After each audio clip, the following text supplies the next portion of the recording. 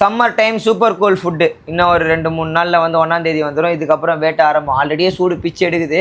Monday Mayday மதிடே இன்னும் work அவுட்டே பண்ணல. சாயங்காலம் தான் ரன்னிங் பண்ண போகிறேன். ஸோ அதுக்கு முன்னாடி ப்ரீ ஒர்க் அவுட் மீல் நல்லா குழுன்னு போட்டு போகலான்னு. பழைய சாதம் நிறைய வெரைட்டி இருக்குது, உங்களுக்கு ஆல்ரெடி தெரியும், நிறைய பேர் பார்த்துருப்பீங்க. பழைய சாதத்தை புது சாதமாக மாற்றி சாப்பிடுவோம், அப்படியே புளிஞ்சு போட்டு அடிப்போம். இன்றைக்கி வந்து வடை குழம்பு தெரியும், வடை கடையில் பக்கத்தில் வைப்பாங்க, அந்த குழம்புல போட்டால் வடை குழம்பு. அப்படி இல்லை, அவங்களே வடை பண்ணிக்கிறாங்க, அதனால் காட்டுறாங்க கையில், நாங்களே பண்ணியிருக்கோன்ட்டு. இது வந்து பாகற்காய் அப்புறம் ஊறுகாங்க. ஓகே, ஏதோ நமக்கு முடிஞ்சது. இதில் வேறு ஒருத்தர் கமெண்ட் வேறு போகிறார், ஒஸ்ட்டு ஃபுட்டாக ஆப்பிட்டாங்க. என்னங்க அது, தயிரை உள்ளே அப்படியே புளிஞ்சு ஊற்றிருக்காங்க. கையெல்லாம் கழுவியாச்சு, நல்லா சுத்தமாக கழுவிட்டு அப்படி ஃபுல்லாக விட்டோன்னு வச்சுக்கோங்களேன். இல்லை பாருங்கள், இப்படி எடுத்து